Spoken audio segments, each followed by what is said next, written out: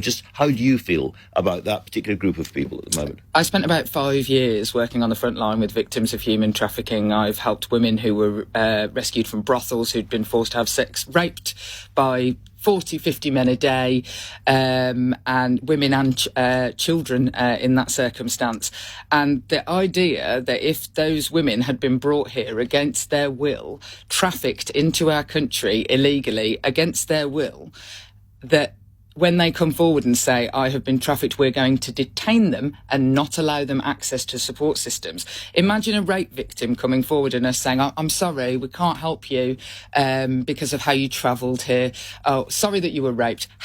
What Rishi Sunak tweeted yesterday about how the modern slavery victims, so, these are people who are being trafficked for their organs, trafficked to be forced to have sex with people, trafficked for drugs, trafficked for labour. When he said you will be denied, that image, I can tell you now as somebody who worked for years with these victims, will be held up by traffickers. And they'll say, look, no one's coming for you. It will keep people trafficked. What the government is suggesting. It is helpful to traffickers, what they are suggesting. They don't do... I think since from 2016 to 2022, they have convicted only 160 people of human trafficking offences when there have been hundreds of thousands of claims from the victims.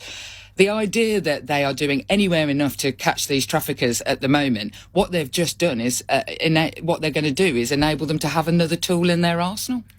Suella Braverman suggested that migrants were manipulating the system in somehow by using the anti or the modern slavery laws. Do you think she simply doesn't understand what's actually happening? She basically doesn't understand the system that she's in charge of. It's a very stupid thing to say because nobody can individually refer themselves into our modern slavery support system. It has to be done by the Home Office approved people. So the police, local authorities, the border force.